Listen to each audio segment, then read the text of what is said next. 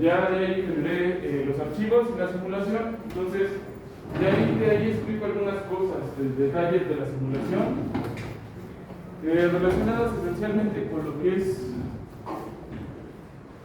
el planteamiento.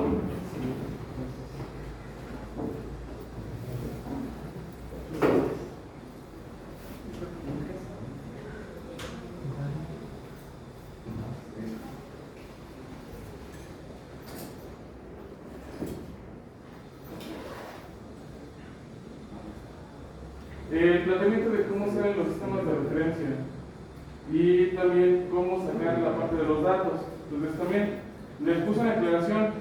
Ahorita ya no es necesario que ustedes tengan que hacer las 4 simulaciones, cada uno de región 2.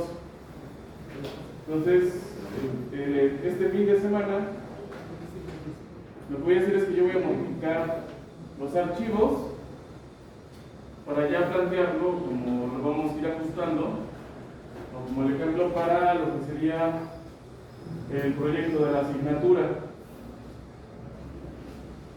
Entonces, de lo que vimos la clase pasada, ¿tienen alguna duda o algún comentario? Yo sí, pero de las gráficas, ¿me puede volver a explicar, repetir las gráficas que obtuvimos en la simulación que representan? Den un momento. Ya vi sin querer. No iba a abrir una tabla. Ahorita. Bueno, está también en el video que les mostré. Hay 2 puntos ahí esenciales. Entonces, con detalle.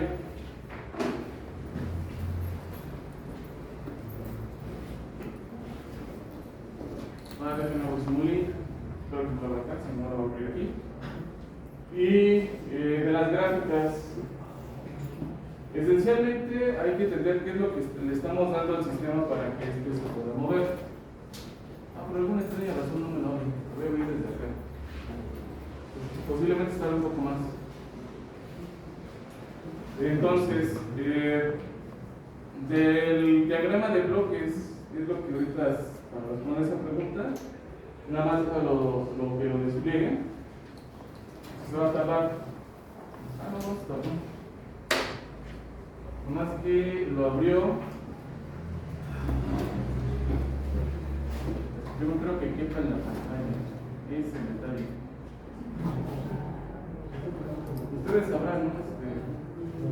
Ya al manejar resoluciones muy altas, ya les altera a las computadoras. Entonces, como pueden ver, no me deja pasarlo desde aquí. Entonces, lo voy a hacer pequeño. No, la veis a meter una que es el pequeño diagrama. Ya lo gustó. Entonces, eso pasa por no traer mouse.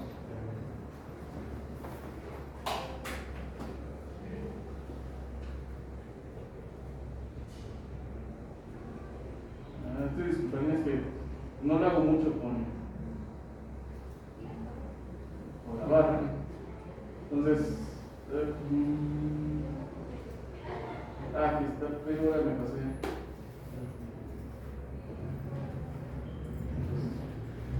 Aquí está.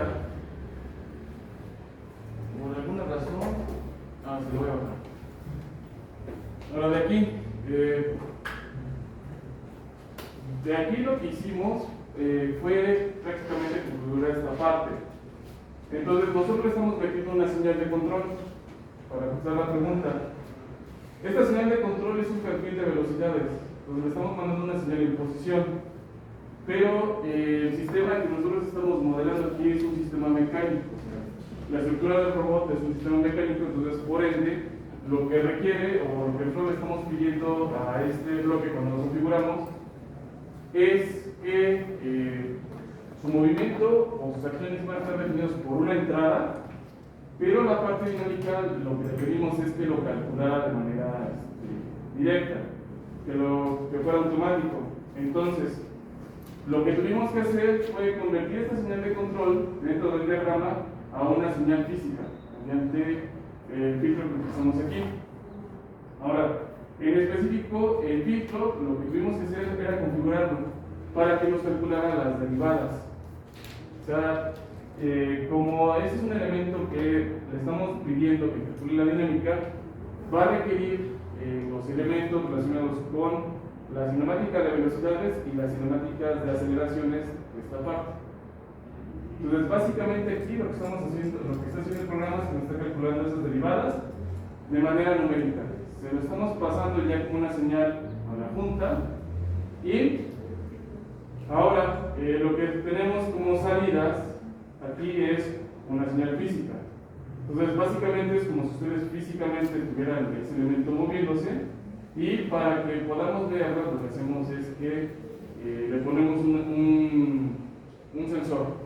Ese sensor pues tiene un voltaje lógico. Entonces, esto lo que está haciendo es que está simulando esa conversión de esa información en lenguaje lógico, y digamos que aquí no hay necesidad de calibrar el sensor, ya lo hace matemáticamente. Ahora, yo lo que les tengo en el video, para ya irnos directamente aquí, es que yo estoy conectando estos scopes a cada una de las señales. Una señal de posición, una señal de velocidad y una señal de par, para no tenerlos juntos. Ustedes lo pudieran haber puesto por separado o juntos, no hay ningún problema. Y ahora, lo que tenemos aquí es que yo estoy midiendo la señal de posición, o la medición de posición, la señal de velocidad y la señal de par. Entonces, si yo ejecuto la simulación, bueno, en esta pantalla me está mostrando la simulación desde el punto de vista mecánico. Entonces, ¿se acuerdan nomás ese del eslabón que está acostado? Pues ahorita ya lo terminó. Y ahora la parte de las gráficas. En la gráfica lo que tenemos es una evolución. Recuerden que la información que le estamos pasando en este bloque es una información que se encuentra expresada en radianes. ¿Por qué? Porque estamos manejando ya condiciones físicas.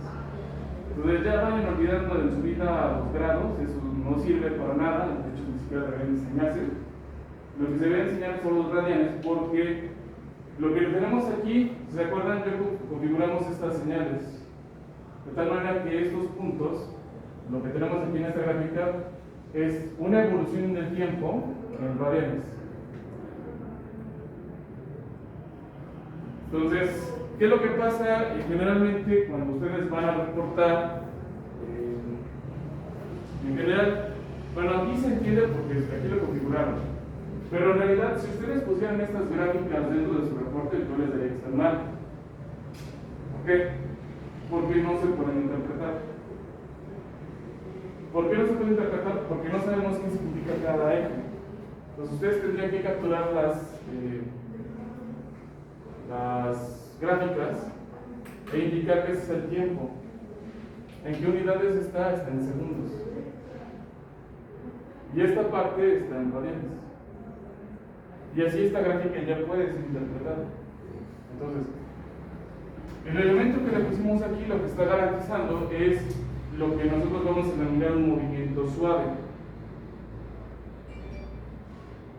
Y eso esencialmente lo vamos a ver en velocidad y una parte en par. Entonces, lo mismo pasa aquí. Este eje sigue siendo el tiempo, sigue siendo en segundos. Pero los ejes Y cambian. Entonces, este es radianes sobre segundo y este es par. Entonces, este es Newton por metro. Ahora, en este caso, porque la junta que modelamos es una junta rotacional. Si fuera el caso de una junta prismática, ¿de qué tipo serían las unidades que tenemos aquí? Metros. Entonces, en su caso, la parte que tienen que hacer es que sus columnas les van a salir en metros sobre segundo, y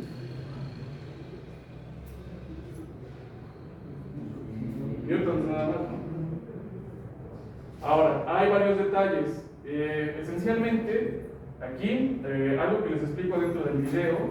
Si se acuerdan, cuando hicimos la simulación ya de la parte de las gráficas, teníamos ruido.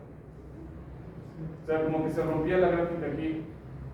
Eso se debe a lo que está pasando aquí en la velocidad. Porque se dan cuenta, lo que está pasando es que nosotros empezamos a acelerar con este perfil suave. A la mitad del tiempo, con la función que metimos aquí, llegamos a nuestra velocidad máxima. Según por lo que se ve, ¿cuánto vale la derivada de la velocidad máxima en ese punto? Cero, ¿no? Exactamente, vale cero. Entonces, desde aquí, desde este cero, pasa de ser un incremento positivo a una parte negativa. Entonces, eso lo empieza a hacer aquí, pero no se olviden que lo está haciendo numéricamente. Entonces, siempre que ustedes interpolen o calculen algo numéricamente y que estén cercanos a cero, les va a meter ruido. Ese ruido aparece aquí en la mitad. Ahora, ¿yo cómo lo eliminé de esta gráfica? Bueno, lo que hice fue agregar los efectos de la gravedad sobre el eje Z de la simulación. O sea, no es algo deseable incluso tener luego el eje Z, pero lo que está pasando es que cuando se está moviendo, llega un punto donde en lugar de acelerar, se acelera, le mete ruido la interpolación de los valores y se va a dar toda la gráfica. Eso pasa porque tengo la punta rotacional. En el caso de la punta prismática, solamente que ustedes pusieran igual esa afectación de la gravedad, posiblemente lo podrían eliminar. En este caso lo elimina porque el efecto de la gravedad es mayor al efecto de la aceleración que se produce, por eso es que lo elimina. Pero en el caso de lo que sería la punta prismática, ¿qué es lo que va a pasar? O sea, voy a crear un elemento que se mueva en esta dirección. ¿Le afecta la gravedad directamente? Solamente lo empuja, ¿no? Pero se dan cuenta, esos efectos están siendo soportados por este elemento. Entonces, los elimina. ¿Qué es lo que va a pasar? ¿Nos conviene poner la gravedad para eliminar los efectos aquí? No. Entonces, ese ruido dentro de nuestros cálculos va a permanecer. Pues va a ser el detalle. Entonces, es lo que tienen que tener cuidado dentro de las gráficas. De preferencia, saquen las gráficas de aquí del dashboard. Pueden sacarla del scope. Nada más que del scope, recuerden que entonces tendrían que pues, darle doble clic, abrirlo, o pegar. Viene siendo lo mismo. La única ventaja que tiene esta parte es que ustedes pueden hacer modificaciones directamente sobre el ambiente de Simulink sin entrar directamente a configurar el bloque. Ese es el detalle. Pues no sé si tienen alguna duda o más. Si respondí la pregunta, si era esa la duda o era otra. No, sí, está bien. Y también de, o sea, como tal de la, ¿cómo se llama? De la práctica del informe, es apuntar las imágenes y la conclusión que se debe de cumplir a partir de los objetivos. Sí. ¿Se debe de agregar otra cosa, alguna conclusión, no sé, otra cosa? Ok. Generalmente, cuando ustedes van a reportar, ya ven que ahí viene el objetivo. Entonces, su primer enunciado debe decir si el objetivo se cumplió o no. Lo siguiente ya sería función de las metas, de los objetivos particulares que se tuvieron que realizar para realizar la práctica. Y al final, si hay algo raro, como que ustedes pudieran a lo mejor haber hecho todo bien, o concluir de que todo el procedimiento está bien, pero algo raro notan en sus gráficas, es algo que ustedes deben de reportar. Ahora, la idea, cuando algo sale raro, es encontrar la razón de por qué ese comportamiento es anormal, o por qué no se esperaba. Entonces, en eso basaría la parte del reporte. ¿Sí? ¿Sí está bien? ¿Se viene el mismo documento? ¿O tendremos que hacer otro? Bueno, yo les doy chance, o sea, pueden modificar el formato, pero siempre lo que ustedes tienen que entregar tiene que tener los mismos puntos del formato. Ah, pero me refería si podíamos usar la práctica que está en el repositorio y ya nada más agregarle todo. No, de hecho, esa sería la idea. Ah, ok. Más que nada porque así se maneja, pero en realidad ustedes son libres de modificar el formato si ustedes lo desean y nada más que debe de cubrir los puntos. O sea, es básico. Si se dan cuenta, básicamente serían como que los mismos puntos que ustedes encontrarían en los reportes de artículos. En general, siempre mínimo tienen que reportar 5 puntos: la introducción, las consideraciones, el desarrollo, los resultados y las conclusiones. Eso es lo básico. No hay más. ¿Alguna otra duda? ¿Todo bien, más o menos? Bueno.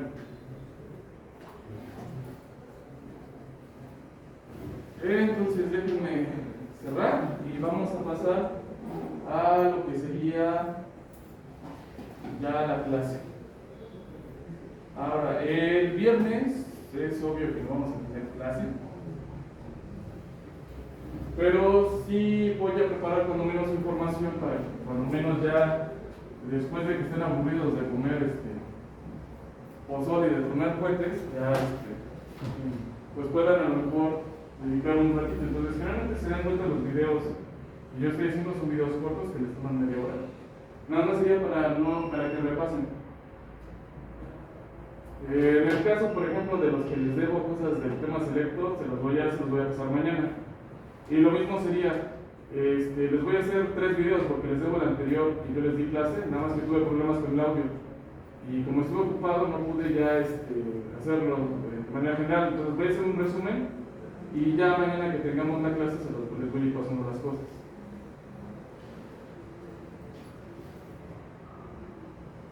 Bueno. Entonces, vamos a pasar a la clase. Ya la clase 14, en realidad, con el número de clases que tenemos ya deben ser 15 aproximadamente. Y como vamos, más o menos el miércoles, o sea, durante el transcurso de esta semana, ya sería la mitad del semestre.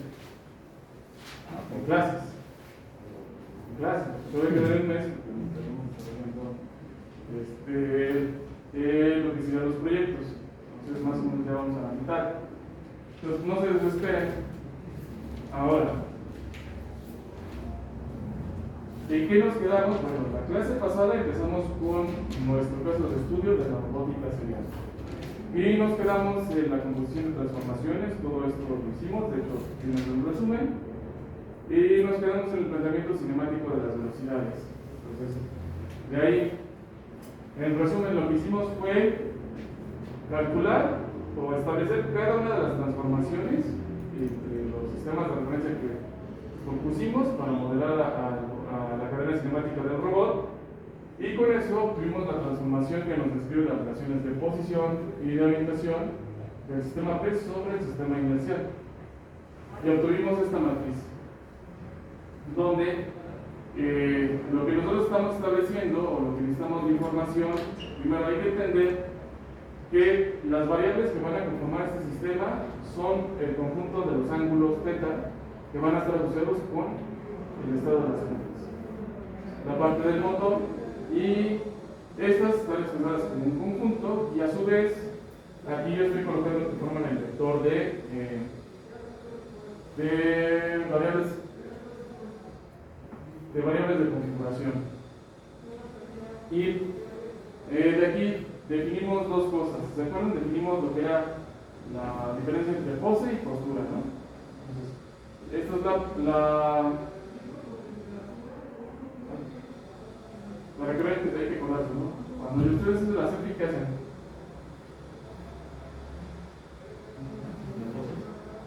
Entonces posan, ¿no? Sería este vector. Y esto sería la postura. Entonces pose es cómo tienen su cuerpo. Y esto sería cómo están los instrumentos. Queremos que estos dos elementos eran iguales, ¿no? Y llegamos al tratamiento de esta ecuación. Ahora, en esencia, lo que nosotros nos íbamos a quedar iba a ser con el planteamiento de este modelo para plantear el modelo cinemático. ahora sí, la presentación está bonita porque ya recorre todas las formaciones. Entonces, si se acuerdan, lo que hicimos fue derivar parcialmente a los extremos aplicando el operador de derivada con respecto al tiempo. Entonces, del lado izquierdo lo que pasaba es que derivábamos el vector de pose entre cada uno de los elementos y al final lo sumábamos y nos daba este vector de velocidades. Y del lado derecho lo que hacíamos era esta descomposición. Entonces, aquí en este caso lo derivamos con respecto a cada una de las variables que nos describen el estado de las juntas, pero si se acuerdan también les había comentado, ¿no? Los ángulos θ en realidad van a estar expresados como funciones del tiempo, pero no las tenemos como tal. Y se acuerdan, para que yo calculara esa parte lo hice en MATLAB. Simplemente lo que me dijo el programa es que tomar en cuenta que esta iba a ser una función en el tiempo que es desconocida, pero sabemos que es una función. De tal manera que cuando desarrollamos la derivada con respecto al tiempo, el programa nos lo completó directamente con la derivada complementaria, porque esto funcionaba como una función complementaria. ¿Hasta ahí todo bien? Ahora, explayemos todo lo que era el vector de velocidades. Si se acuerdan, un vector que, a pesar de que son 3 eslabones, era un vector muy grande. Entonces, para reducir o para que fuera más manejable esto, ¿se acuerdan? Les había comentado que esto se puede expresar mediante una distribución. Entonces, una distribución básicamente es la matriz de estados, multiplicado por el vector de variables de estado. Entonces, realmente lo que van a hacer ustedes es que van a calcular la matriz jacobiana y van a tomar todos los elementos complementarios de la variación y con ellos van a conformar un vector de velocidad, en nuestro caso. Y ahí llegamos a esta formulación. ¿Hasta ahí todo bien? Lo que no hice fue abrir marca, no dejen abrir marca.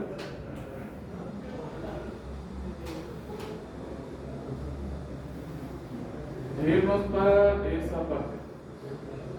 Entonces,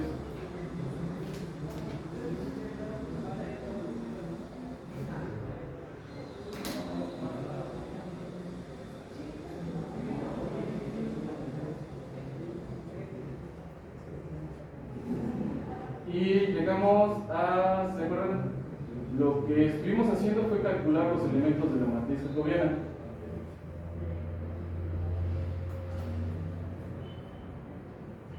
Y era esta matriz. Entonces, es lo malo de la resolución que es tan pequeña. Pero ahorita está la presentación y sí se ve. Ahora, yo lo que les comentaba, donde nos quedamos la clase pasada, era que íbamos a analizar el modelo cinemático de las velocidades y que íbamos a partir del modelo cinemático directo. Ahora, para ello les dejé una tarea. Analizamos una matriz.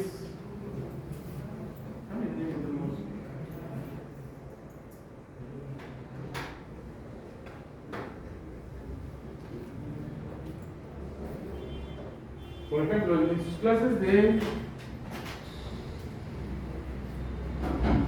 álgebra lineal, ¿qué aprendieron?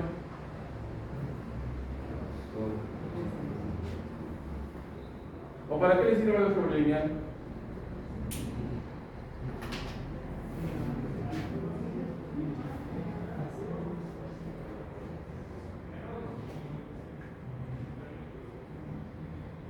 Unas proyecciones, mismos vectores del espacio. Pero eso no sonó muy convencidos. Es la esencia del mundo, el álgebra lineal. O sea, a partir de aquí, de lo que ustedes quieren hacer más adelante, por ejemplo, ahorita están aprendiendo robótica, pero si ustedes terminan programando, haciendo, posiblemente la mayoría de ustedes terminen programando cosas de inteligencia artificial, o algo relacionado con redes neuronales, o de optimización, y se van a dar cuenta que lo que van a requerir esencialmente es aprender a entender los elementos que conforman una matriz. Ahora, ¿cómo vamos a analizar esta matriz?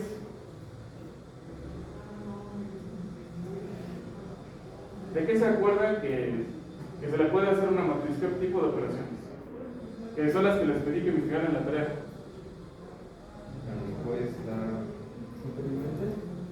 Ok. Respuesta. Determinante. ¿Qué más existe? Traza. Ya me acuerdo si se escribe eso. Traza. ¿Qué más? Inversa. Inversa. ¿Qué más existe?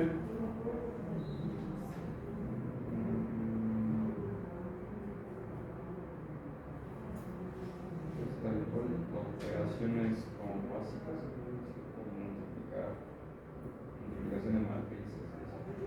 No, sí los voy a poner a estudiar.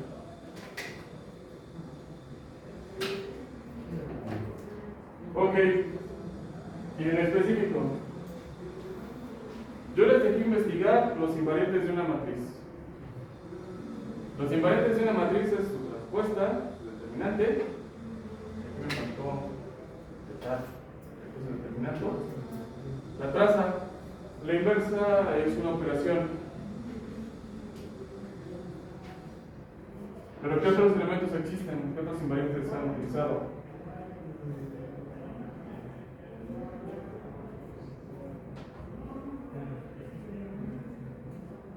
La inversa no es un invariante.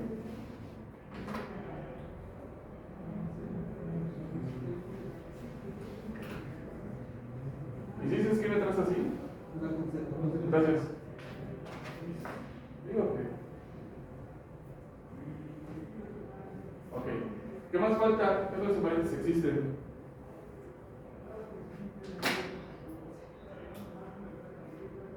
¿Polinomio característico?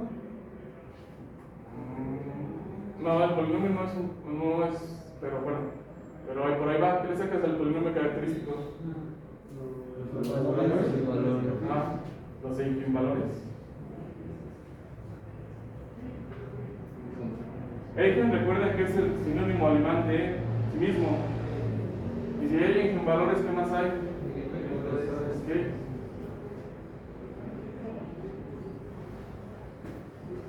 O vectores principales.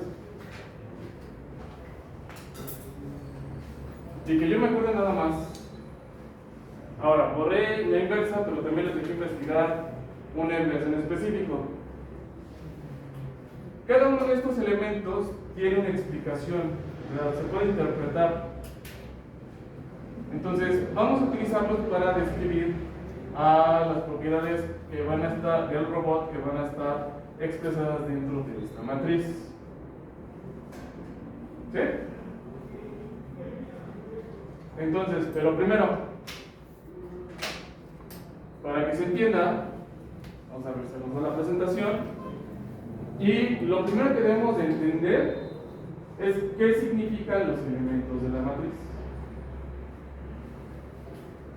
Para ello, para no complicarnos mucho, o mejor dicho, para yo no complicarme mucho y que sea más entendible el punto, vamos a regresar a lo que es el caso básico, el eslabón.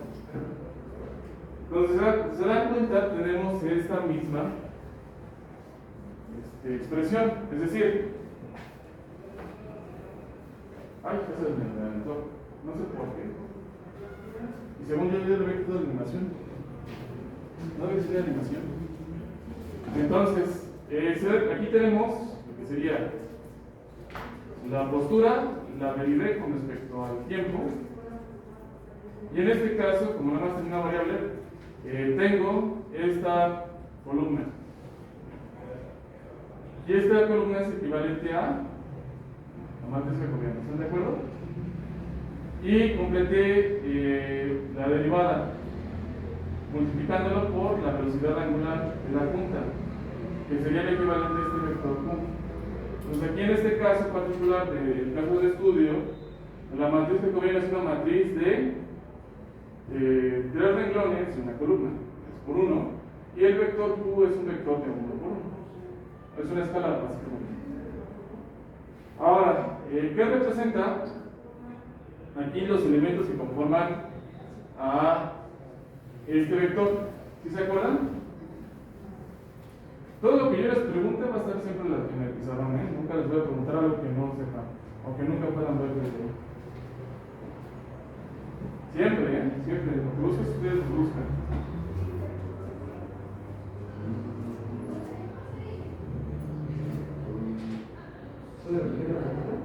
¿Sí? Esto, ¿cómo se traduce dentro de este diagrama? Esta información, ¿se acuerdan? Está basada aquí, ¿no? Entonces, incluso ya está desglosada. ¿Están de acuerdo? Entonces, de aquí, ¿qué elementos pueden reconocer? O sea, por ejemplo, esto que está en verde, ¿qué está en verde acá? Ok, pero no es velocidad. No es velocidad, no se me confundan. Es la proyección del vector de la velocidad lineal. Ya multiplicado ya es la velocidad, pero aquí es cómo está proyectado. Pues la velocidad lineal se produce cuando se multiplican estas dos, por separado. Pero no se confundan. Posiblemente esa vez no quedó claro, ahorita sí es importante que quede claro. Entonces, aquí lo que tenemos en estos dos elementos son los elementos de la proyección lineal sobre este punto. Es decir, la junta rotacional que tenemos aquí está limitando a este punto P que nos ayuda a definir el eslabón sobre este lugar primero. ¿Están de acuerdo? Entonces, esto es lo que representa este conjunto. La proyección de esta velocidad, de la velocidad lineal que se produce y el eslabón está atado a este punto rotacional sobre el plano y. Este elemento, sí, no estoy de acuerdo, no se ve. No se ve porque es la velocidad angular por donde se proyecta la velocidad angular. Entonces, esta velocidad angular, ¿sobre qué eje se proyecta? Sobre Z1. Es por eso que vale 1, ¿no? Porque la dirección de Z1 es hacia afuera y su magnitud es unitaria. Entonces, eso significa que nosotros podremos encontrar estos mismos elementos aquí, en nuestro modelo de 3 eslabones.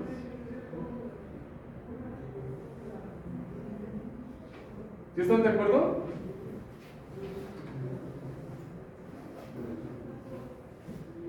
Díganme si sí o si no. Siente feo que no me conteste. Ok, entonces tenemos un eslabón y una punta y este punto. ¿Qué es lo que va a pasar si yo hago o le aplico una velocidad angular a este eslabón?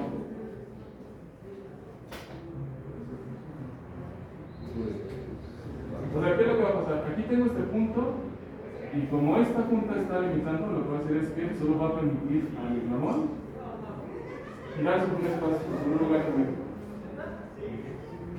Entonces, sobre este punto, así como está, ¿qué es lo que se tiene que producir? Aquí.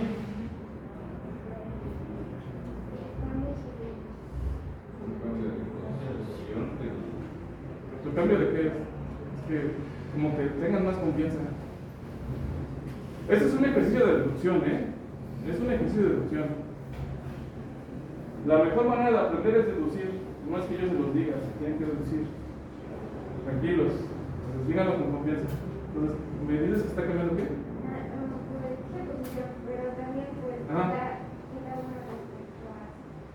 Ok, sí. Entonces tenemos un cambio de posición, entonces estamos pasando de este punto a este otro punto. ¿Cómo? Sí, pero linealmente, regresando a la lámina anterior. ¿Qué es lo que está en ese punto? La proyección de la velocidad, ¿no? Entonces aquí también lo que va a pasar es que vamos a tener una proyección de velocidad. Si se acuerdan, el tamaño de esa proyección de velocidad o su magnitud era la misma que en el eslabón. Entonces vamos a tener una proyección de velocidad aquí. Ahora, ¿qué es lo que va a hacer? ¿Se dan cuenta? Va a pasar lo mismo acá. Esta punta va a limitar el movimiento de este eslabón.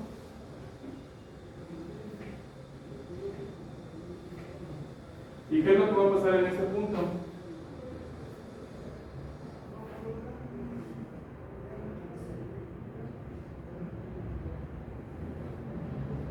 ¿Te va a proyectar la velocidad también? ¿No? También se va a proyectar una velocidad lineal.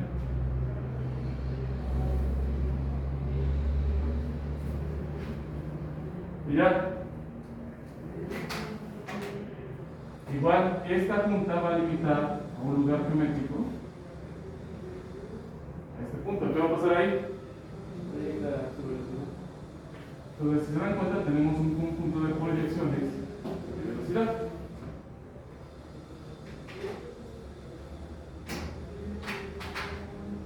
Siempre y cuando esas dos estén rígidas, ¿no? ¿Cuáles dos? Las dos juntas, la 1 y 2. Ah, ¿que esto se produzca? Sí. No, pueden ser independientes. O sea, lo que comenta su compañero en pregunta es que para que se cumplan estas relaciones es que tienen que girar así, ¿no? Pero en realidad pueden moverse libremente y se van a producir esos efectos. Entonces, eso es lo que va a pasar. Pues no necesariamente tiene que estar rígido. Ahora, lo que yo estoy introduciendo es algo que se llama en mecánica cinestática. La cinestática consiste en analizar la cinemática de un sistema haciendo como que analizando fotografías.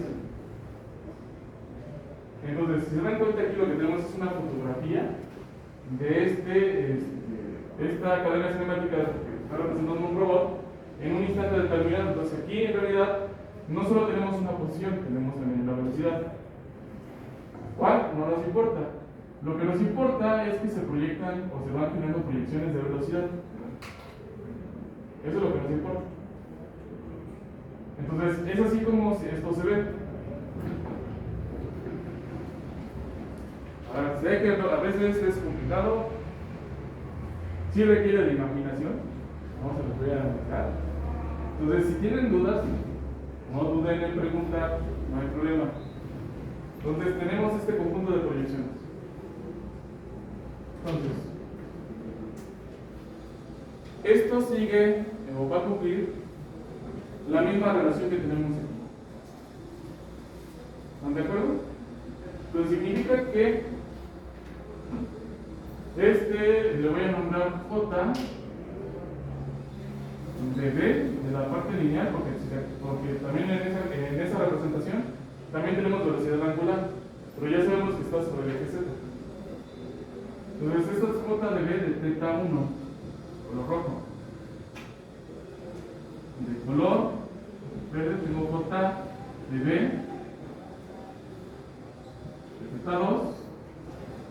Y en azul vamos a tener J de B de teta 3.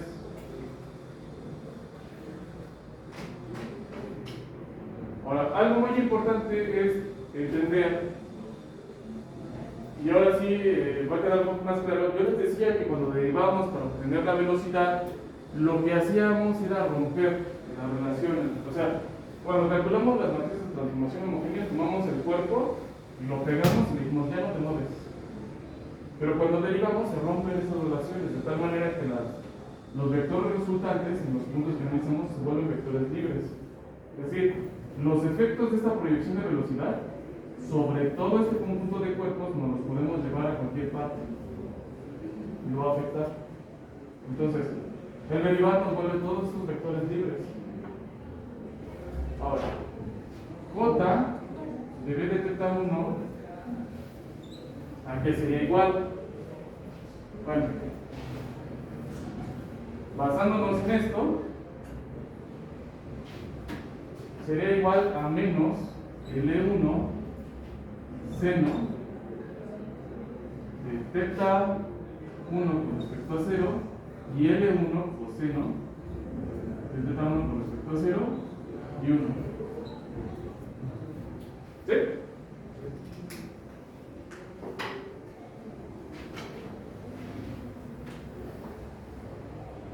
JB2 es igual. Nada más que aquí, ¿cuál es la diferencia? Bueno, ¿cómo se va a proyectar este vector? Va a depender también de cómo está orientado teta 1 y teta 2. Entonces, si lo ven,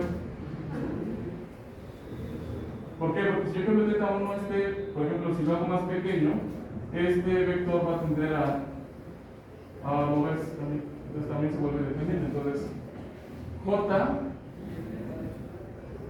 de teta 2 es igual a menos L2, que es la longitud del segundo eslabón, seno de teta 1 respecto a 0 y de teta 2 respecto a 1. L2 coseno de teta 1 más L2, y aquí lo que tenemos es la suma, ¿no? ¿Se entiende? Sí. ¿Sí? ¿Todos? ¿Todos? ¿Nadie se me está perdiendo?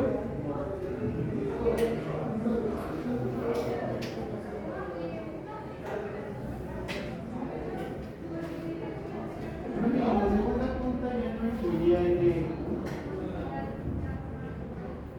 No, porque ya nada más es aquí, entonces, como nada más es equilibrar este cuerpo, ya nada más está recibiendo la velocidad de estos hechos. O sea, además es que tiene que girar. Como es la velocidad, solo depende de la distancia de la punta. Bueno, Sí. el motor. Exactamente. Ahorita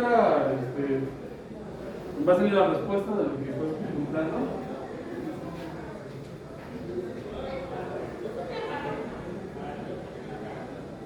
Es que es la interpretación. Entonces, y del mismo modo tenemos J,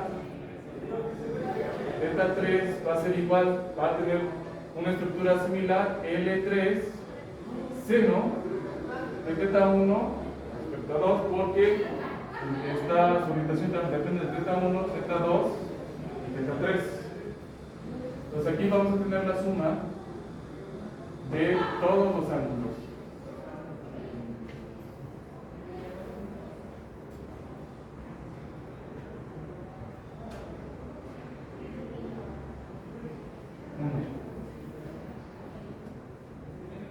Entonces, aquí lo que acabamos de hacer es escribir por separado las proyecciones de la velocidad de cada elemento. ¿Sí? ¿Una duda? ¿Una pregunta? Ahora,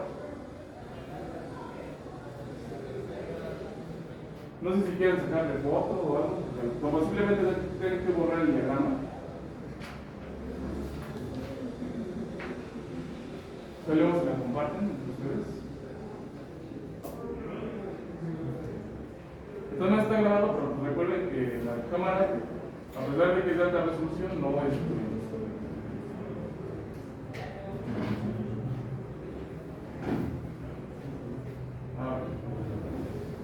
Es que necesito esto limpio porque me voy a ir ahora a Matcat. Así que es un brincadero de programas. Y bueno, lo tengo así, pero no me va a interesar ver la matriz jacobiana completa.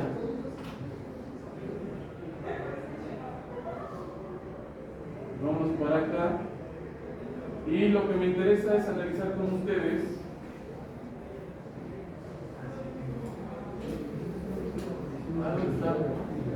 es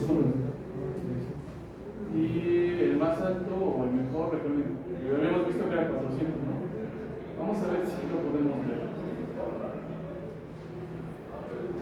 Entonces, básicamente aquí lo que calculamos primero fue la primera columna de la matriz jacobiana.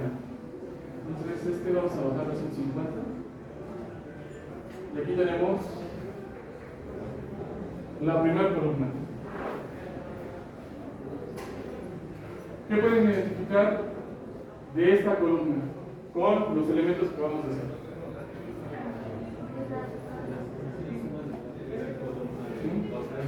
Entonces, aquí es la suma de las proyecciones, ¿no?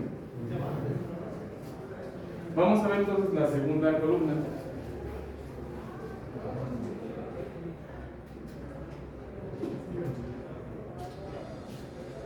Ahora le dimos esto.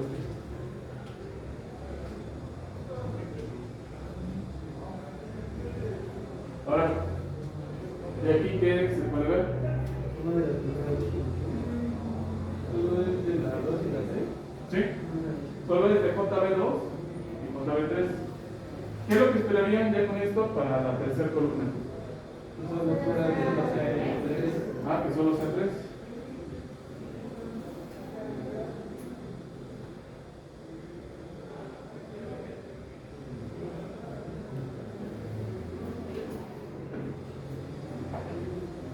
Ahora, esto ya lo tenemos separado, entonces ya más o menos ustedes ya tienen un poquito más de herramientas para que empecemos a deducir, ¿no? ¿Qué es lo que está pasando? Entonces,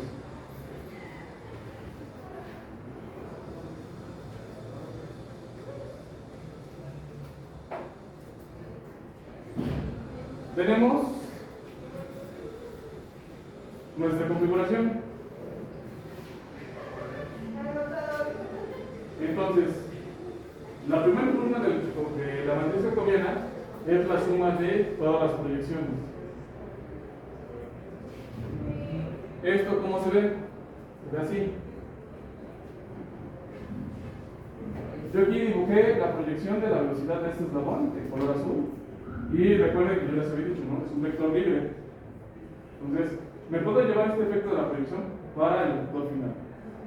Aquí, de este color magenta, yo lo que hice fue, con la magnitud, me llevé la proyección de la velocidad para acá. Y de este naranja me lo llevé para acá. Ahora, lo que está pasando es que nada más estamos evaluando los efectos de esta punta sobre este punto. Entonces yo lo que hice fue dibujar este vector en rojo, pero es un vector de posición a partir del sistema 1, del sistema P a partir del sistema 1, el sistema de la punta que estamos analizando.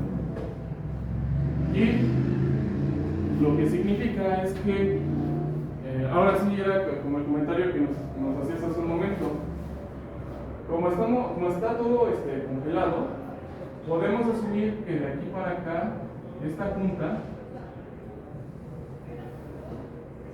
crea un lugar geométrico. Entonces, de aquí para acá tenemos este vector y por ende va a pasar lo mismo que nuestro elemento básico que es el eslabón. En este punto, ¿qué es lo que se está creando? Una proyección de velocidades. ¿Qué sería un vector perpendicular y tangente a este lugar geométrico? Si ustedes suman todas las proyecciones de velocidad en ese instante, resulta que su suma les va a dar el tamaño de la proyección de la velocidad que se está generando por efecto de esto. Entonces, estamos aquí. Lo que significa entonces es que la suma de estos tres elementos nos conforma esta proyección. Ahora, ya en función de eso, que ustedes que pueden deducir, si ahora me paro sobre sobre esta punta y traslado las proyecciones que quedan, ustedes ya vieron que nada más es esta y esta, a este punto, ¿qué es lo que va a pasar?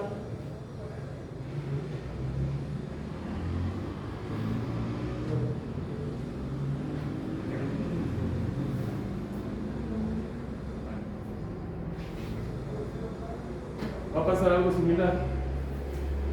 Tenemos este punto y esta punta también. Imagínense que es circular. Es en la iluminación.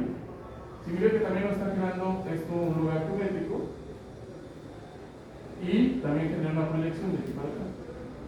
Entonces, la magnitud de la proyección que se genera por efectos de esta punta sobre el sistema T va a ser igual a la suma de la proyección del propio eslabón más la del eslabón siguiente. Y como nada más está haciendo girar a estos dos, se va los efectos del eslabón anterior. ¿Sí todo el mundo lo ve?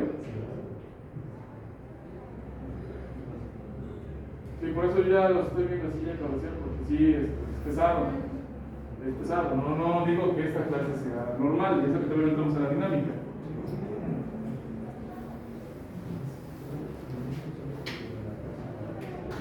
¿Y qué pasaría cuando ya nos vamos a evaluar en la tercera punta?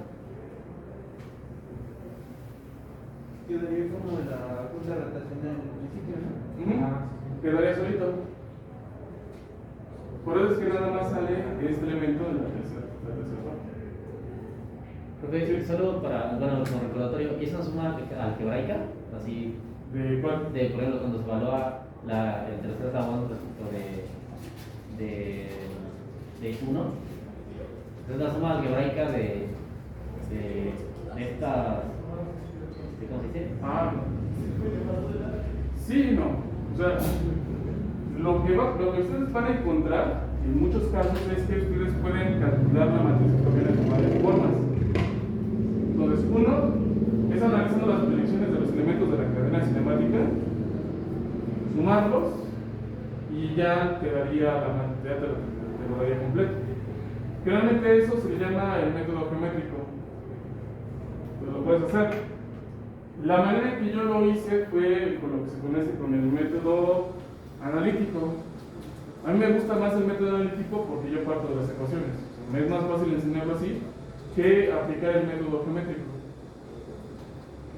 Entonces, sí, puedes hacer la suma, pero ahí requieres de...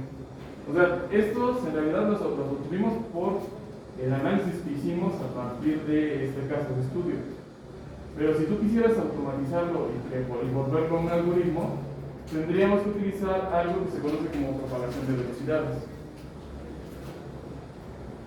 donde utilizaríamos lo que serían las proyecciones de la velocidad y las iríamos sumando. Y así obtendríamos un vector y una matriz grandotes, y con eso, al proyectarlos en diferentes espacios, ya tendríamos la matriz por ello. Lo vamos a hacer, no se preocupen. Pero sí es otra forma de hacerlo. O sea, yo les recomiendo a ustedes que ahorita están iniciando, primero hagan así.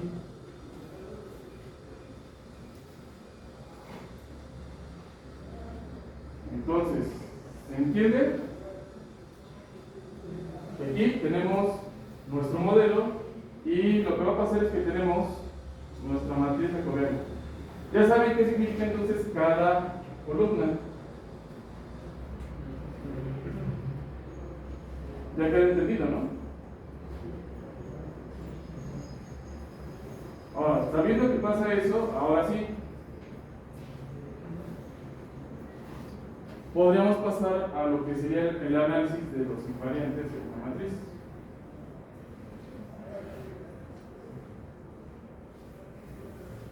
Entonces, ¿por qué invariante quieren iniciar?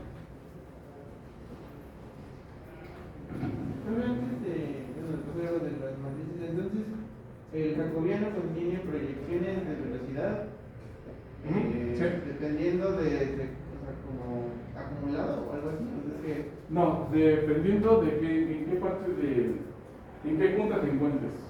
No es que se acumule. O sea, ahí sí no quiero que se vayan con la pinta.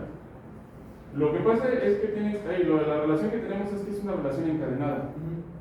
Entonces, esta relación de movimiento que vamos a tener en esta punta va a afectar al eslabón rojo, pero como este eslabón está pegado al verde, y el verde está pegado al azul, van a aparecer.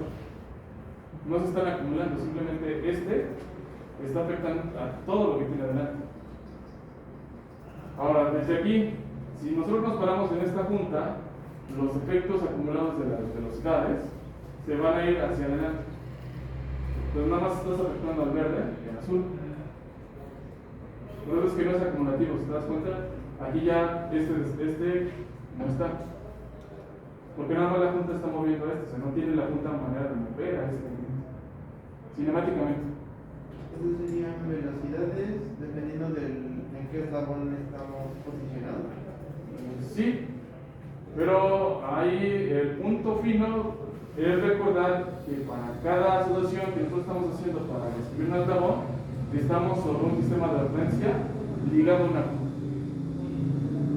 Entonces va a depender de la junta, porque la junta no necesariamente es el eslabón. O sea, conceptualmente hablando, el sistema de referencia es la junta. Y nos estamos valiendo de las relaciones que hay en la posición que hay entre los sistemas de referencia para describirlos. Entonces, aquí es una relación por la junta. Por cómo se genera ese tipo de movimiento.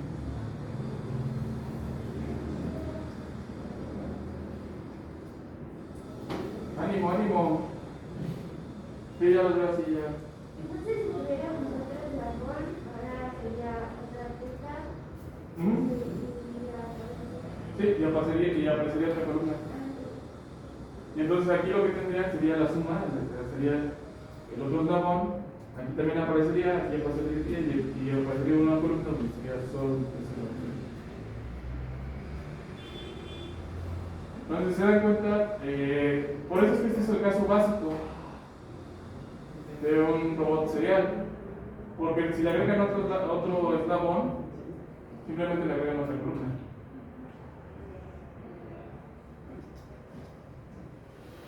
Entonces el profesor siempre es lo más fácil en clase.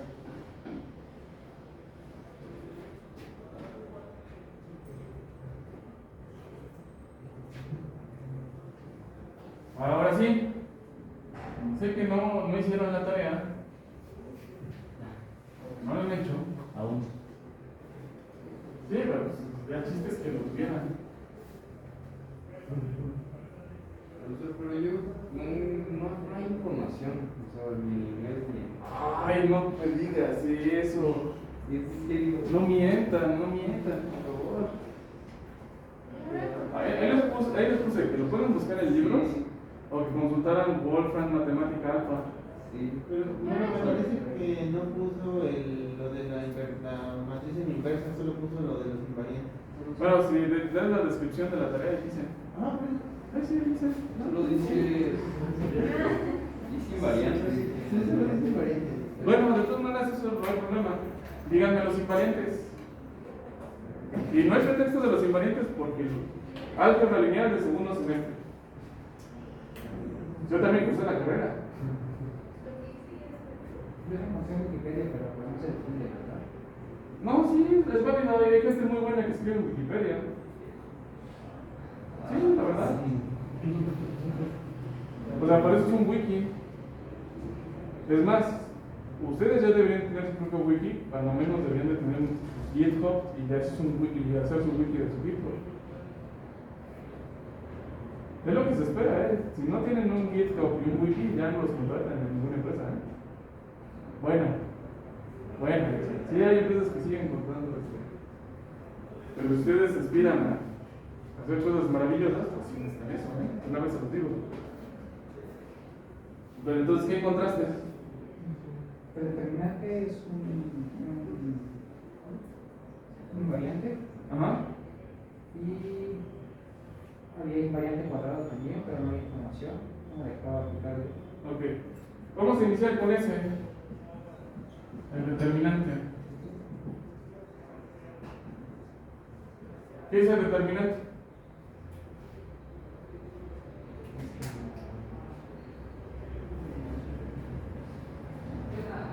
Bueno, como no hice todavía no hice la tarea, ¿cómo se calcula?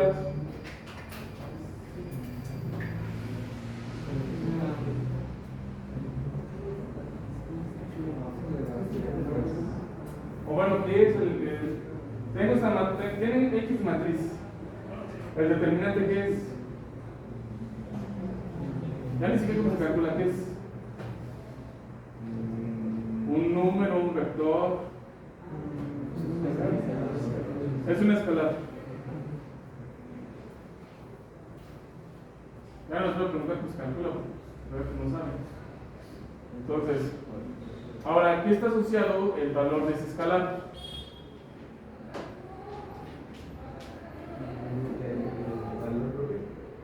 No, no es el valor propio.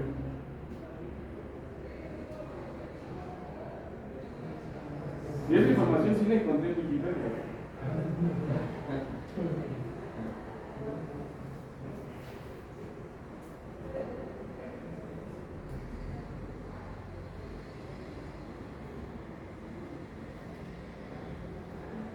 No, ni idea. ¿Indica si se puede invertir?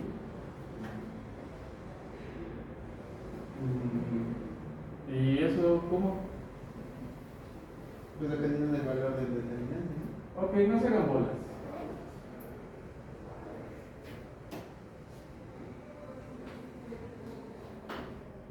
En un inicio, cuando empezaban a investigar las cosas, obviamente no tenían las mismas herramientas que nosotros tenemos. Entonces, generalmente lo que hacían era que hacían una toma de datos estadísticos. Y hacían lo mismo que nosotros estamos haciendo en nuestra gráfica, de la práctica. Graficaban o tenían esos puntos y en realidad lo que querían en ese momento los filósofos y físicos de los cuales descendemos los ingenieros era poder tener una interpretación entre una variable y una función. Entonces lo que hacían, por ejemplo en el caso de estudios de la termodinámica, es que modificaban algún tipo de variable. Es por eso que tienen tablas de vapor donde lo que se modificaba era la temperatura y analizaban diferentes casos de estudio. Ahora, tener esos datos, como esas horribles tablas de vapor, pobres también, porque son un chorro de datos, pobre el que las hizo, tienen una desventaja manejar esa cantidad de información.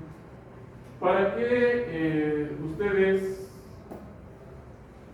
o qué esperan ustedes cuando ya tienen la descripción de un fenómeno? Un modelo matemático ¿Y para qué en el modelo? para aplicarlo a otros casos. ¿Pero cómo lo aplicas? ¿Qué es aplicar un modelo? Evaluar la función. Entonces, mediante la evaluación, en realidad lo que se está haciendo es predecir el comportamiento de algo. Entonces, básicamente lo que se intentaba era predecir el comportamiento de algún fenómeno físico. Pero el punto es que de repente tenían datos con mucho ruido. Y una manera de hacerlo era ajustar las curvas a polinomios. Ahora, ellos podían formar la cantidad de polinomios que fueran necesarios y evaluar diferentes casos de estudio. Pero eso no garantiza que las variables que yo estoy tomando, que estoy midiendo, sean las variables que en realidad impacten la predicción del modelo matemático al fenómeno. ¿Por qué? Porque va a haber a lo mejor uno de los elementos del polinomio que no sea linealmente independiente. Eso quiere decir que, por ejemplo, no le va a afectar su comportamiento al sistema, que es algo que nosotros estamos haciendo. Entonces, las ecuaciones, como tales, pueden ser expresadas de varias maneras. Ahora, ¿cómo yo sé que este sistema de ecuaciones tiene una solución? Que cada elemento es linealmente independiente. Sin necesidad de evaluarlo. Tiene que ser diferente de eso. Ajá, exactamente. Si el determinante tiene que ser diferente de cero. ¿Por qué? Porque si el determinante es igual a cero, significa que alguna de las variables que componen este sistema de ecuaciones es linealmente dependiente. Entonces, Entre más cercano esté el valor del determinante a cero, significa que hay más dependencia lineal entre las variables. Entonces, cuando ustedes plantean una red una red o algo de entrenamiento, lo que hacen es que toman muchos datos y se forman matrices enormes. Entonces, lo que hacen es multiplicarlas, hacer productos de tal manera que se determina cuáles son las variables que van a ser las indispensables. Ahora, ya existen varios modelos, ya se identificaron varios tipos de ecuaciones en la naturaleza que se ajustan a los modelos que se están utilizando. Por eso es que les digo que el álgebra lineal es lo que ustedes van a comer todos los días. Ahora, eso pasaba de estudiar los determinantes antes de que existieran las matrices. El primero en formalizar las matrices, el primero en formalizar el determinante es que no haya existido determinantes antes, sino ha habido escritos incluso de estudios de determinante muy antiguos en Japón y en China. Pero el primero que se le ocurrió empezarlos a analizar y darles un certificado de Leibniz. Si no saben quién es Leibniz, Leibniz es con Isaac Newton por lo del cálculo vectorial. Y a su vez era filósofo. Entonces, lo que Leibniz quería establecer era una manera de no tener que... ¿cómo saber que un sistema de ecuaciones que describían un fenómeno era en realidad una solución? O sea, que los elementos que las variables que estaban midiendo eran los reales. Entonces, lo que a él se le ocurrió fue empezar a hacer una relación con los coeficientes.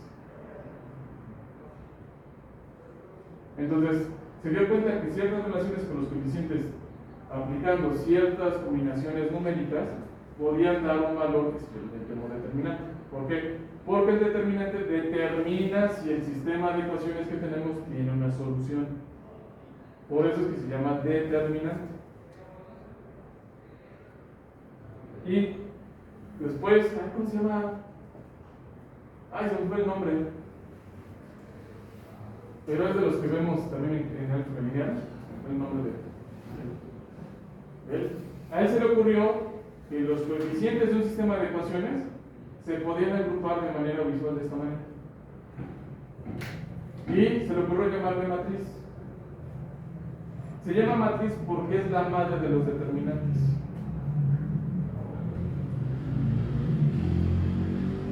Sacado de Wikipedia.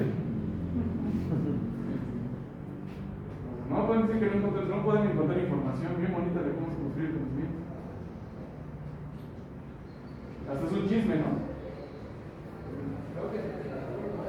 Ok. Entonces, ahora, lo que comentabas, el determinante nos dice si existe una matriz inversa. ¿Para qué nos sirve una matriz inversa? Bueno, porque a partir de esta representación, lo que nosotros podemos tomar son la expresión de los coeficientes de un sistema,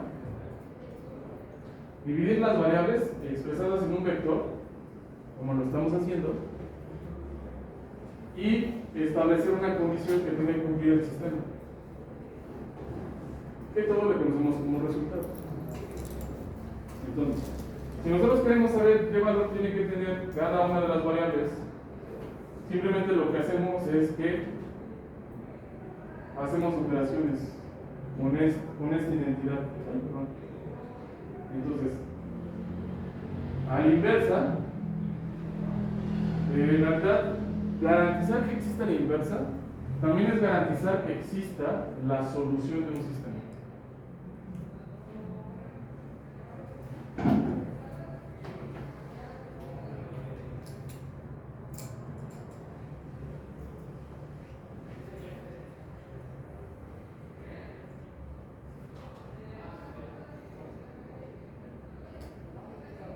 Entonces ya saben qué es el determinante.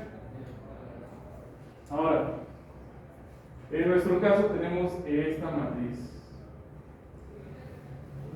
Si hacemos una... Sí, alguien me pareció que alguien me contaba. Si hacemos una analogía, ¿estos qué son? Los coeficientes del sistema. Tenemos la matriz jacobiana. Nos representarían los elementos de la matriz jacobiana? Los coeficientes de un sistema. Nada más que en la mayoría de los casos nosotros estamos acostumbrados a manejar estos coeficientes como números. Pero en robótica y en sistemas que tienden a ser complicados o complejos, lo que vamos a encontrar es que el valor de esos coeficientes va a ser un valor que va a variar. Ahora, ustedes ya saben qué significan estos coeficientes físicamente. Es la manera como se está proyectando como cada punta va a proyectar la velocidad lineal y angular que genera.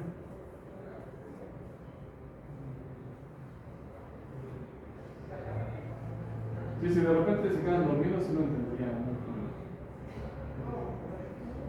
No sé si les ha pasado que luego cuando están en clase y ven algo, se marean. Es porque el cerebro está asimilando el conocimiento de forma muy rápida. Entonces, es un golpe muy duro. De hecho, la enseñanza es un trauma, o sea, nada más que sin látigo. Sí, en realidad todo lo que ustedes aprenden es por trauma, entonces siempre se van a acordar del profesor que los trató mal o que la materia que les tomó más, les costó más trabajo porque van a quedar traumados.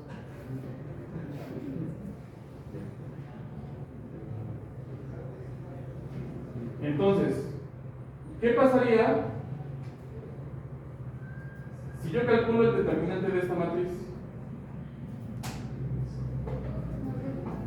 ¿Sí? Ok. No tanto en el punto determinado. Recuerden, hay que llevarlo a la parte del fenómeno que estamos analizando. En este caso, el fenómeno que estamos analizando son velocidades.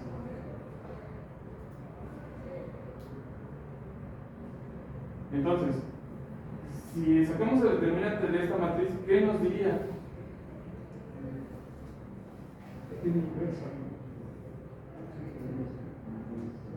Sí, pero Pues si tiene solución, ¿no? pero ¿para qué me sirve la solución? El punto no es que tenga solución, sino ¿para qué me sirve? Y eso es lo que en realidad importa y por lo que en realidad ustedes están aquí sentados. Vamos a plantear otra analogía. Ahora, no vean esto ahora como una matriz y les cuesta trabajo. Veanlo como una constante.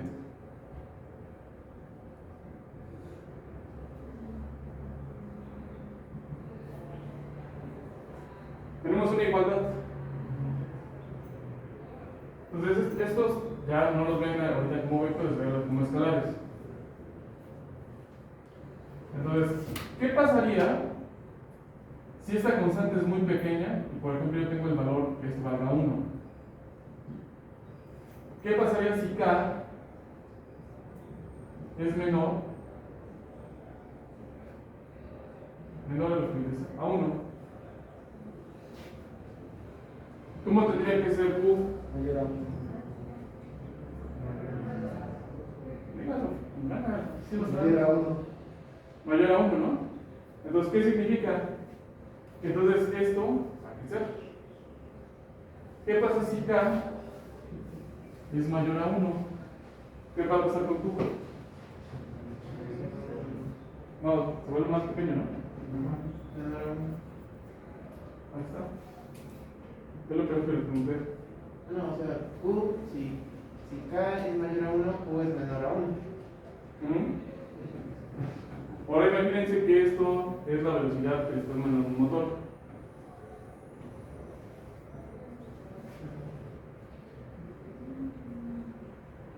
No sé si lo ven. Entonces, la relación cinemática que tenemos aquí con esta matriz jacobiana nos está diciendo qué tanto tienen que proyectar, qué tanta la magnitud de las velocidades en cada una de las puntas va a afectar algo en el espacio ya de trabajo. ¿Cómo se va a representar? Pues, por ejemplo, ahora sí, el determinante también se conoce como la norma de una matriz. Nos da un tamaño.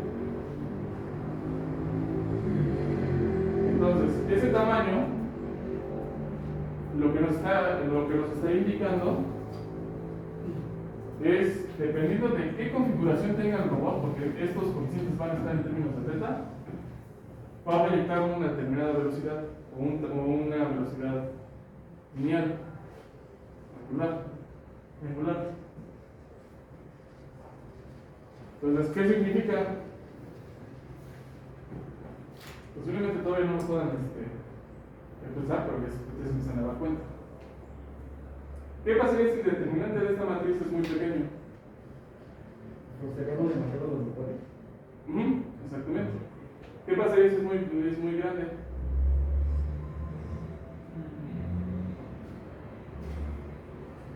Lo contrario, ¿no? No, pues lo contrario. En lugar de forzarlos, los motores estarían trabajando con poca carga. Hablando en términos de velocidad, hoy ya no nos metemos en la dinámica. Entonces, este es un indicador que nos va a decir qué tanto le va a costar a un robot mover un objeto. Entonces, yo lo que tengo aquí es el determinante de esta matriz. Y resulta que el determinante de esta matriz, que afortunadamente es una matriz cuadrada, es igual al producto de L1 por L2 por el seno del ángulo θ2 con respecto a 1. Es decir, la capacidad de movimiento de la cadena cinemática, como sería mi brazo, va a depender de las longitudes de mis extremidades, de esta y de esta, y del ángulo que va a haber entre estos en mi codo. ¿Qué es lo que dice?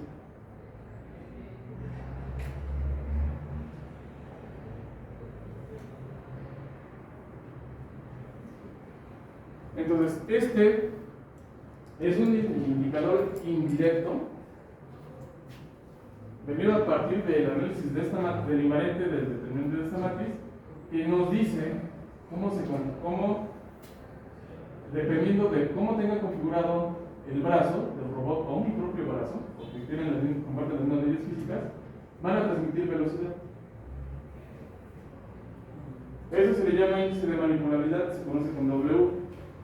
Lo estableció formalmente Sunio Yoshikawa en 1982. De hecho, ustedes pueden buscar el artículo, y es un artículo viejito, todavía está escrito a máquina de escribir. Sí, la verdad es que sí, Sus respetos a esos grandes hombres.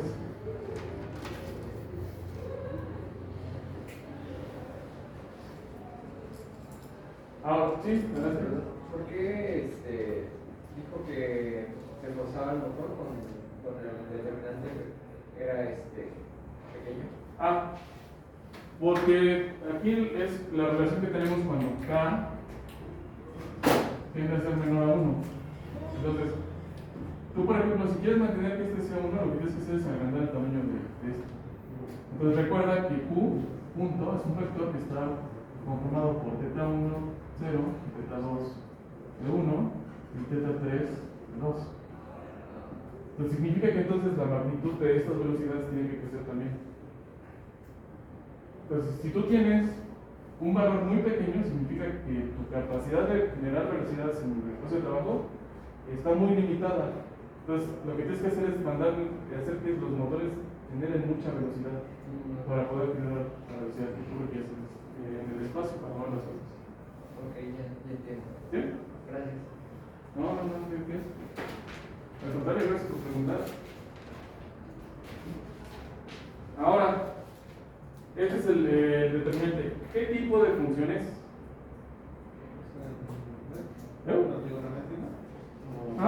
Sí. Entonces es una función cosenoidal, ¿no? Por ende, no es una función lineal. ¿Qué significa? Que la capacidad cinemática del robot va a depender de cómo está configurado, o sea, en qué posición esté, y que a su vez no es lineal, es decir, se pueda ir degradando dependiendo de cómo esté configurada la cadena cinemática. Entonces, lo que ustedes posiblemente puedan encontrar cuando analicen ciertos artículos, que los vamos a ver más adelante, es que si ustedes mandan al robot a tomar una pieza no es igual que lo pongan aquí, porque lo van a hacer que se estire, para hacer que esté más cerca, que van a hacer que esté flexionado. ¿Ves? Sí. Eso bueno, investigué algo, pero es lo que encontré como optimización de pose o de postura. Sí, Ok. exactamente. Y generalmente se utilizan lo que se conoce como índices adimensionales. Ahorita vamos a ver por qué se manejan de manera adimensional. En realidad, este es un índice, o sea, es un número, es una escala asociada. Entonces, ya vimos que no es lineal. Ahora, ¿cuándo sería el máximo valor que vamos a tener aquí de esta función? L1 y L2 quedamos que son literales y que por representan longitudes que no van a modificarse. El único elemento variable que es el ángulo. ¿Cuándo va a ser mayor? No, si es 0, vale 0. Vale aquí medios. Recuerden que los lados ya tienen que borrar su cabeza. Sí, o sea, está el mal chiste de, ay, es que la calculadora estaba en variables. No, la calculadora estaba bien. El ingeniero estaba mal porque pensaba en grados. Entonces, aquí serían primedios.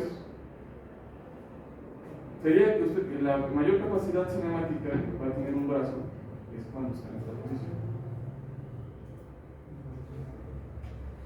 ¿Sí?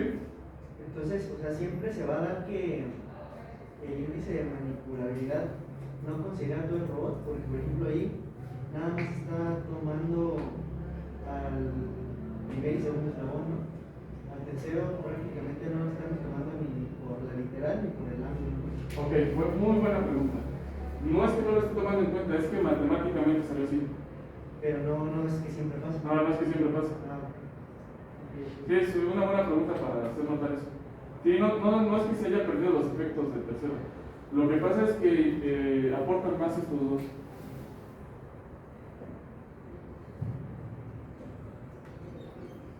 ¿Alguien más que tenga una pregunta? Ahora, regresando, ya sabemos que entonces la mayor capacidad es cuando está así. Y ahorita dijeron que era 0. Cuando este vale 0, si θ2 con respecto a 1 vale 0, es decir, está así, ¿qué va a pasar con este valor? ¿Cuánto vale? 0. Entonces, ¿qué significa? Que cuando tienen su brazo totalmente cerrado, ¿qué? Fuerza no. Velocidad. Sí, estoy de acuerdo, vamos a llegar al punto donde también esto lo podemos hacer con la fuerza. Pero ahorita todavía no llegamos a ese punto. Una cosa sí vamos a requerir mayor fuerza, pero cinemáticamente también significa que no podemos generar muy velocidades. O sea, la capacidad de que yo mueva cosas o genere velocidades de aquí es limitada. ¿Por qué? ¿Cuál es la diferencia de tenerlo así? Así. No. Así es el brazo que les dibujé con 3 eslabones. Si lo pongo así, ¿a qué se parece? ¿A qué? A un solo eslabón. Entonces significa que cuando entramos a esta posición, el sistema se degrada y se comporta como un sistema con menos grados de libertad. A eso se le llama singularidad. Entonces, lo que ustedes van a encontrar analizando los elementos de la matriz jacobiana es que existen varios tipos de singularidad. Ahora, en robótica serial, que es lo que estamos viendo ahorita, es muy básico, o sea, no hay tanto problema. Pero en robótica móvil, en robótica paralela las singularidades van a ser casi como que el pan nuestro. Y ahora, de aquí, para que yo les pueda explicar los tipos de singularidad, aquí yo voy a tener la velocidad en Y, en X, en Y y en Z. O sea, cada renglón. Y esta matriz está multiplicada por θ1 de 0, θ2 de 1, θ3 respecto a 2. Ahora, si siempre se confunden con la multiplicación de matrices, no se preocupen. La solución, vamos a voy a separar las columnas para que puedan ver mejor.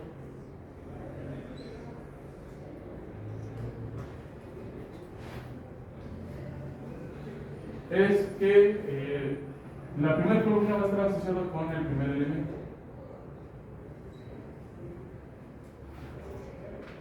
Esta con el segundo elemento del vector, que multiplica, y este con el tercero. Ahí está.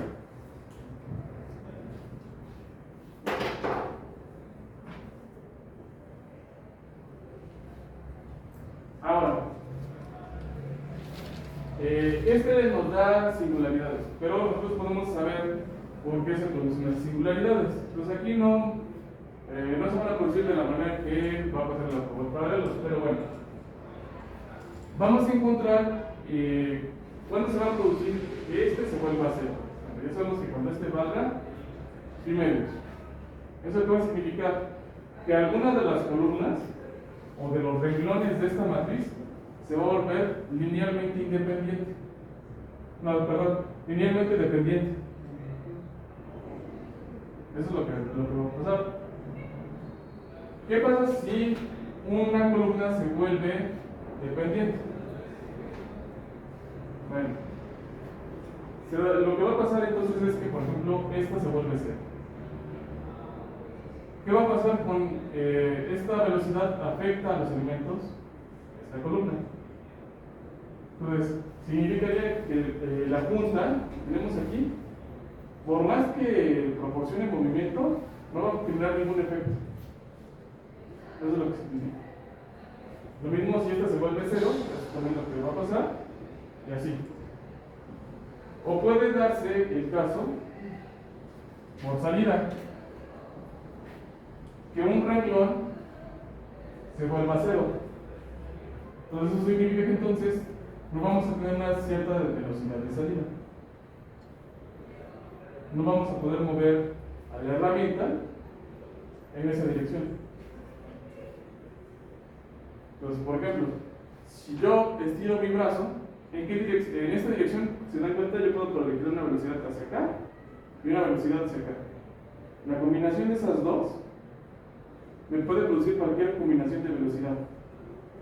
Estirado, ¿hacia dónde puedo proyectar velocidad?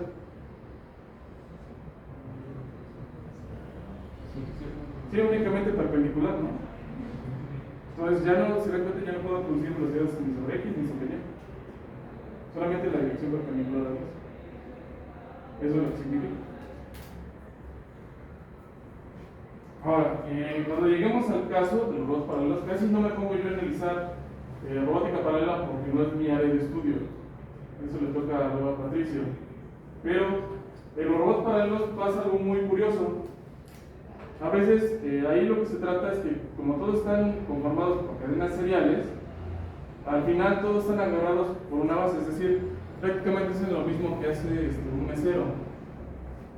Toman un objeto, lo mueven entre los dos, colaboran. Entonces, se da el caso en robótica paralela que puedes moverlo en una dirección, pero no lo puedes girar. O que lo puedes girar, pero no lo puedes mover.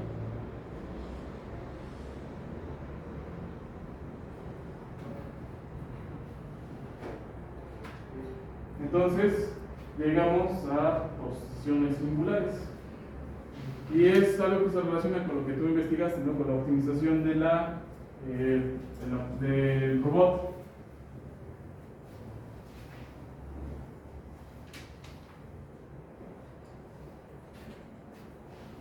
Entonces, ¿cuál es la dificultad de optimizar la postura de un robot? Que las ecuaciones que lo van a describir son no lineales. En este caso, como es un ejemplo muy sencillo, solo dependen de una variable. Pero va a haber ocasiones que dependen más de una variable.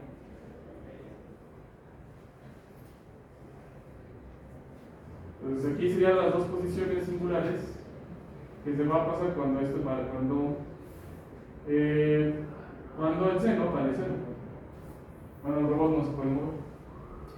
Ahora también, Que el robot entre una singularidad no significa que el robot se vaya a trabar, sino que simplemente, de acuerdo a las matemáticas que estamos utilizando, también puede ser que nada más lo único que está pasando es que perdamos control de él en un instante o en posiciones cercanas a estas posturas.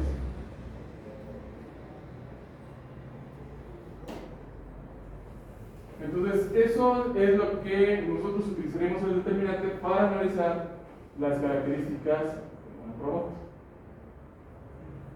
¿Qué otros invariantes, como se acuerdan?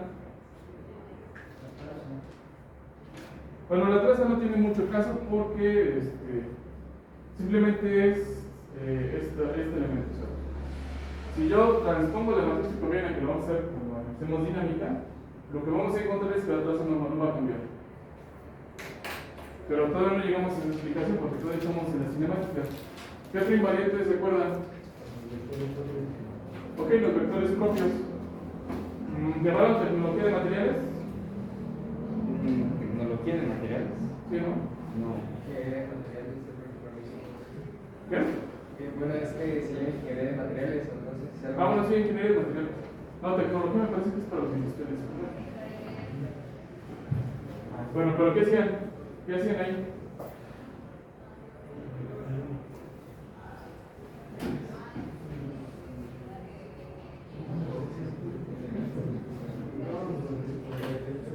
¿Nunca rompieron cosas?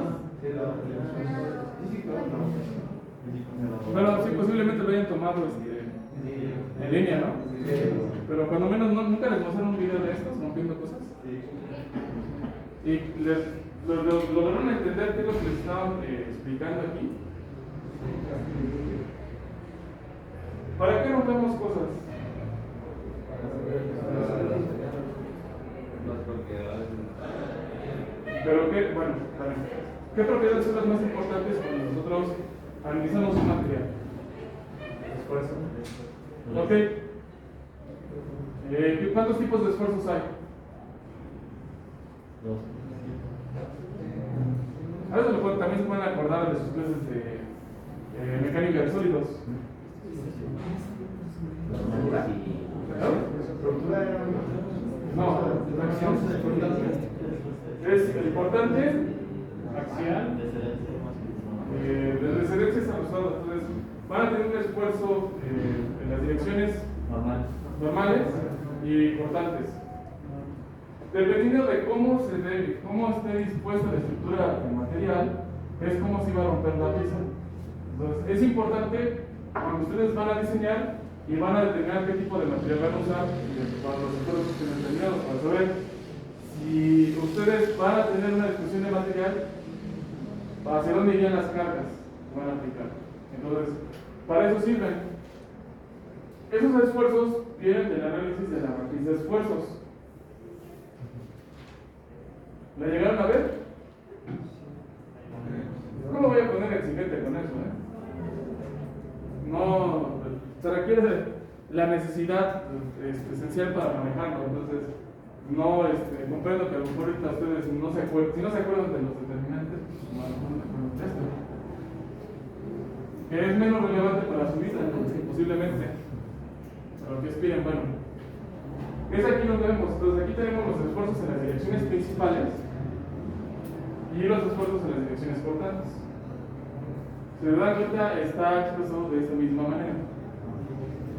Entonces, este es el caso del material. Y también son elementos que vienen de la misma matriz. Ahora, ¿dónde se encontrarán estos elementos de análisis? En esta matriz.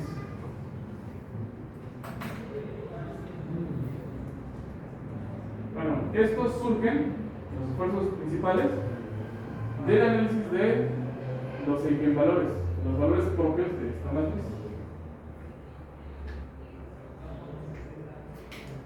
Entonces, en la diagonal tenemos los esfuerzos principales y en los lados complementarios tenemos los esfuerzos cortantes. Y son interpretables de una manera física. Aquí estamos hablando de esfuerzos, pero ¿qué va a pasar en nuestro caso que tenemos velocidades? no es algo tan sencillo de establecer. Entonces, para que ustedes puedan apreciar esos efectos de estos invariantes que vamos a ver aquí, realmente les propongo que hagan un experimento. Pongan un punto en una hoja que ya no quieren usar o en su cuaderno, pero realmente háganlo en un lugar donde no les voy a afectar, porque lo que les voy a pedir que hagan es que intenten moverse alrededor de este punto manteniendo la velocidad con la que se mueven de manera constante, y que poco a poco se vayan alejando de este punto.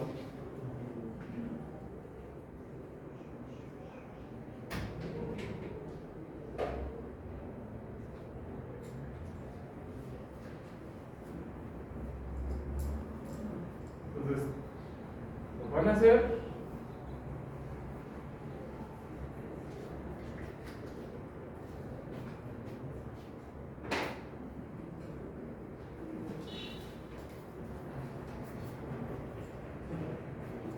Y bueno, si ya lo hicieron, la mayoría debió de haber llegado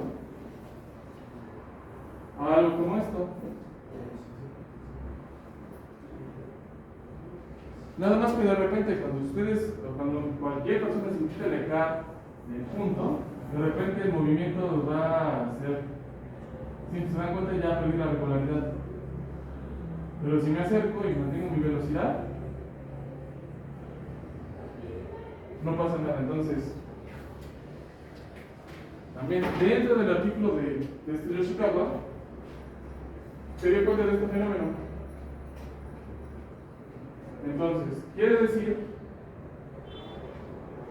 que debe de existir un espacio alrededor de un punto donde el robot está llevando, o una cadena cinemática lleva a un objeto,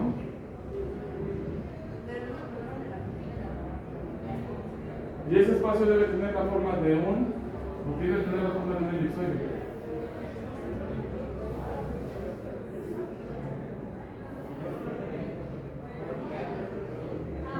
Entonces significa que la capacidad de manipular un objeto, de moverse en cualquier dirección, va a tener esa forma. Ahora, como siempre, a todos los que son buenos en matemáticas les gusta asociar las matemáticas, de cuáles son los elementos básicos que describen a un elipsoide.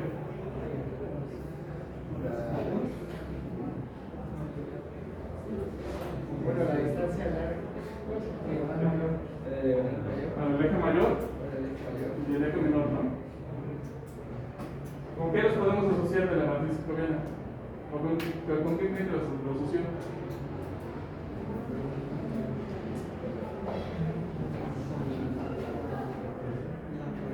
Con los valores principales.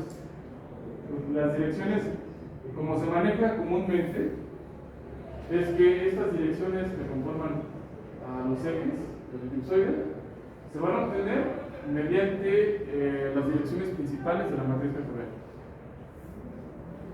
Y el tamaño de los ejes, o sea, su magnitud, va a salir del valor de los vectores característicos, de los valores característicos.